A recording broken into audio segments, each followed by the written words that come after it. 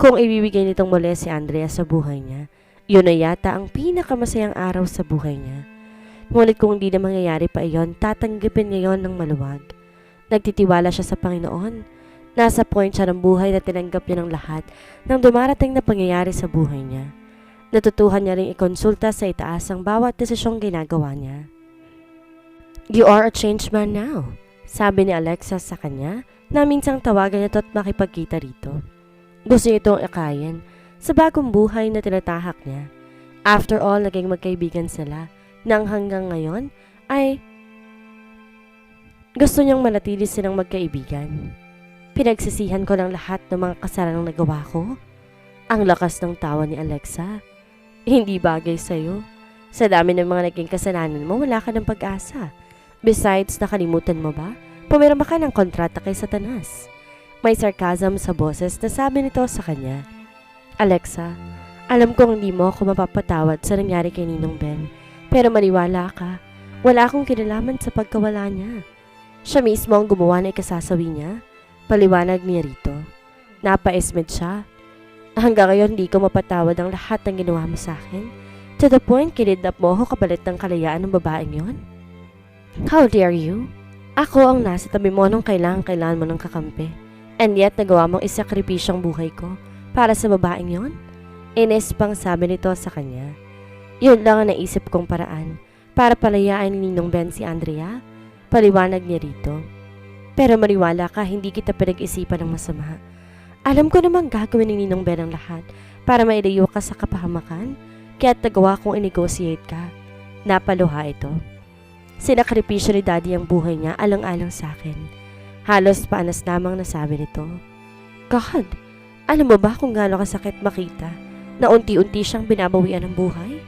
Yun ang result ng ginawa niya, Alexa." Pinasabog niyang buong bodega. "Munti ka na rin akong mawala sa ginawa niya. Maniwala ka, gusto ko siyang iligtas nung makita kong nataganan siya. Pero how could I do that kung hirap na hirap din akong makalakad?" Napahagulo nito. "Alexa, hindi pa huli ang lahat. Pwede ka pong magbagong buhay, believe me. Kung nabubuhay si Ninong Ben, ito rin ang gagawin niya." Aniya sa dalaga. Napa-esmed ito. "Wala na akong pag-asa pa, Nathan. Magulong-bulong ng buhay ko. Di ko na alam kung paano mag-uumpisang muli. I will help you. Magkaibigan pa rin naman tayo, hindi ba?" Sabi niya rito. Tinitigan siya ni Alexa. "Talaga bang hindi mo ako nagawang mahalin kahit na minsan lang? Talaga bang kaibigan lang ang naging pagtingin mo sa akin?" Matiim na tanong nito sa kanya. "Alam mo naman kung anong sagot, hindi ba?" Aniya rito. Mapakla ang naging tawa nito. "Alam mo bang parang dinudurog ang puso ko noon tuwing nakikita ko kung paano mong tingnan si Andrea? Kahit sinikap mong magalit sa kanya, ramdam ko yung totoong nararamdaman mo. Kaya siguro ang tindi ng inis na nararamdaman ko sa babaeng yon hanggang ngayon. Dahil alam ko kahit anong gawin ko, hindi kita maaagaw sa kanya. Ang sakit-sakit lang na lahat ginawa ko na para mahalin mo and yet, wala pa rin. Ganun ba talaga ako kapangit, ha, Nathan? Sa palagay mo ba, mukha lang ni Andrea ang minahal ko sa kanya? Kung ganun lang sana, edi ibang babae na lang. Marami namang nagagandahang babaeng umaaligid sa akin at saksi ka doon. Pero peste, di ko maipaliwanag kung bakit sa dinami-rami ng babaeng nakilala ko. Kay Andrea lang ako nakiramdam ng ganito." Natatawa to habang patuloy pa rin sa pag-iyak. "At least, hindi lang naman mukha ang basis mo." Pabirong sabi nito sa kanya. "Napakaswerte ni Andrea. Sa dinami-rami ng babaeng may gusto sa'yo, sa kanya ka lang halos babaliw." Muli siya nitong tinitigan habang pinupunasan ng mga luha. "Kaya ka ba nagbagong buhay para sa kanya?" Humihikbing tanong nito sa kanya. Tumayo siya. "I guess, talong-talo na talaga ako. Winner na talaga siya eh. Kakainggit dahil may isang lalaking kagaya mo na handang gawin ang lahat para sa kanya. Sana may dumating din kagaya mo sa buhay ko. Alexa, ayusin mo muna ang buhay mo. Kapag maayos ng lahat, trust me, unti-unting darating lahat ng pinangarap mo. Pero simulan mo muna ang bahalin ng sarili mo at magagawa mo lang yan kapag inisa-isa mong ayusin ang lahat." Payo niya rito. "Kung magsalita ka ngayon, para kang pastor ah. Kung nabubuhay lang si Daddy, papagalitan ko nun sa lahat na lumalabas sa bibig mo. Baka bumangon yun sa hukay kapag narinig ang mga pinagsasabi mo." Pabirong sabi pa nito sa kanya. Natawa siya sa kamuling sumeryosong mukha. May balita ka na ba kay Ninang Linda? Nawala ang ngiti sa mga labi nito. Di ko na alam kung nasan si Mommy. Simula na mapunta ako sa rehab, hindi na siya nagpakita pa. Di ko alam kung buhay pa ba siya. Pagtulungan natin hanapin siya. Andrea's POV. Tahimik ang buhay ni Andrea sa Ireland, ngunit alam niya, hindi siya ganap na maligaya. Paminsan-minsan nakikibalita siya kay Gerald sa mga nagaganap sa Pilipinas, gayon din sa kanyang Kuya Lucas. In fact, sa Kuya Lucas niya nabalitaan tungkol sa ginawang pagtulong ni Nathan sa mga taga Santa Teresita. Mula rin sa kuya niya nalaman niyang nagpapaabot ng tulong para sa kanyang asawa, pero tinatanggihan niya to. Gusto muna niyang wag silang magkaroon ng kahit anong ugnayan kay Nathan. At hanggat di siya nakakatiyak na binitawan na nga nitong talaga ang dating gawain, hindi niya ito babalikan. Marino naman ang napag-usapan nila. Kailangan muna nitong ayusin ang buhay nito. Kapag natiyak niyang tuloy na itong nagbago, tsaka lang niya ito bibigyan ng pagkakataong patunayan sa kanilang mag-ina kung karapat-dapat ba nila itong tanggapin sa buhay nila. Nagpa siya rin siyang mas mainam na sa ibang bansa na lang sila manirahan kung sakaling mang magkakabalikan sila. Ngunit ngayon pa lang parang di na siya makatiis na hindi ito makita. Magdadalawang taon na rin naman silang magkahiwalay at walang komunikasyon. Parang siyang magkakasakit sa sobrang pagkamis niya rito. Di nga yata niya ito talagang matitiis. Ngayon pa lang parang gusto niya ng sumuko. Umuwi kaya siya pansamantala ng Pilipinas. Ngunit nag-aalangan naman siya. Di pa rin naman niya alam kung wala nga itong kaaway. Pero peste, sa tuwing naiisip niya si Nathan, palagi na lang siyang hindi mapakali. Baka pagising niya isang araw, mabalitaan na lang niyang wala na ito. Pakiramdam niya na sa hukay palagi ang isang paa nito. Tama nga bang iniwan niya to oras na kailangan nito ng karamay? Ngunit kung di naman niya iyon ginawa, ilalagay naman niya sa alanganin ang buhay ng anak niya. Pero may mga sandaling pinagsisihan pa rin niya ang naging desisyon niyang iwanan ito. Pansamantalang naputol ang pag-iisip niya nang maulinigan ang pagtunog ng kanyang phone. Tumayo siya at kinuha yon sa ibabaw ng mesa. Nangunot noo siya ng hindi kilalang number ang nakaregister sa screen. Nagdadalawang isip tuloy siya kung sasagutin yon or hindi. Simula kasi na ipagtapat sa kanya ni Nathan na isa itong mafia, palagi na lamang siyang paranoid. Hanggang sa panaginip niya ay dalal-dala niya ang takot niyang yon. Kaya as much as possible, di siya nakikipagkaibigan sa kahit na sinong Filipino dito sa Ireland. Napatitig siya sa hawak na phone. Huminga siya ng malalim, tsaka pinindot ang answer button at dahan-dahan nilagay sa kanyang tengang telepono. Hello? Bahagya pa siyang pumiyok. Andrea? Sabik na sabi nung nasa kabilang linya. Biglang kumabog ang dibdib niya. Kahit hindi ito magpakilala, kilalang kilala niya ang nagmamay-ari ng boses na yon. Nathan? Nandito ako sa airport. Balik nito sa kanya.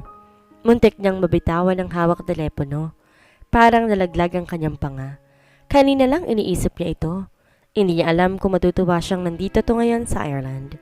Safe ba na makipagkita siya rito? Hindi niya alam kung anong isasagot.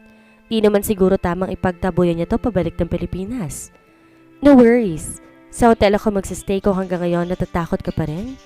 Ramdam niya ang hinanakit sa tinig nito. Gusto ko lang marinig ang boses ninyong dalawa ni Nathaniel at gusto kong malaman mo mahal na mahal kita. But don't worry, hindi kita pipilitin kung ayaw mo na talagang makipagbalikan pa sa akin. Hindi naman kita masisisi? Hindi siya umimik.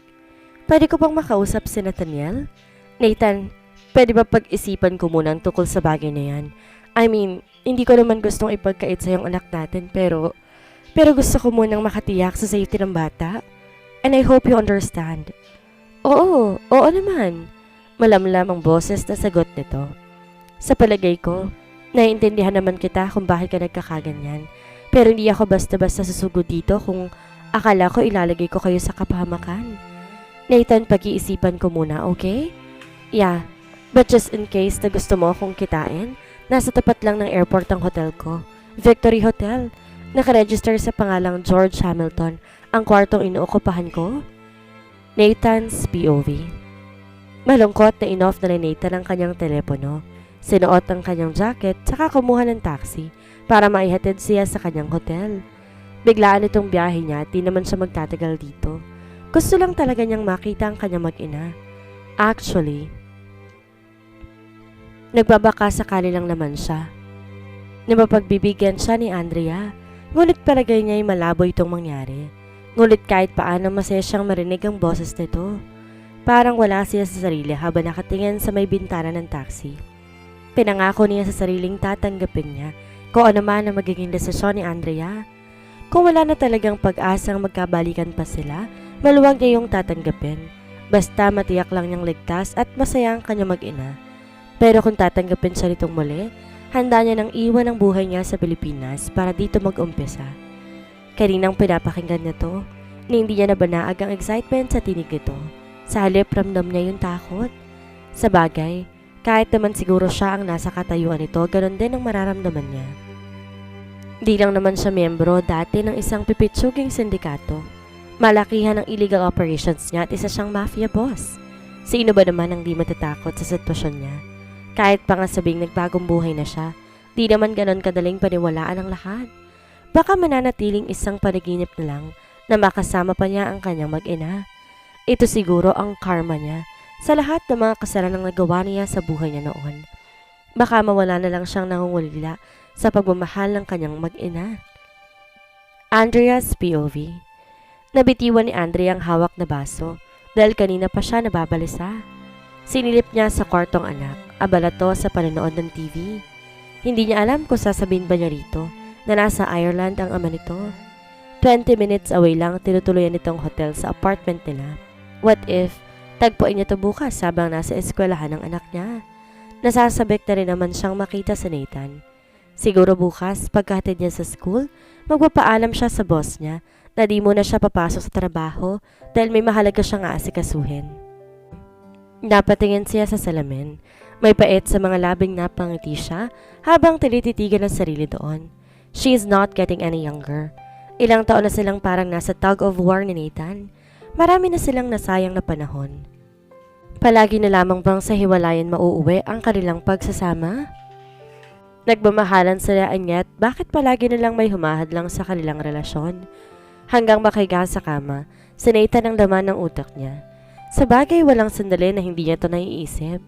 Kaya naman kinabukasan pagkahatid niya kay Nathaniel, nagpaalam lang siya sa kanyang boss na may aasikasuhin lang siya saglit at papasok siya after lunch.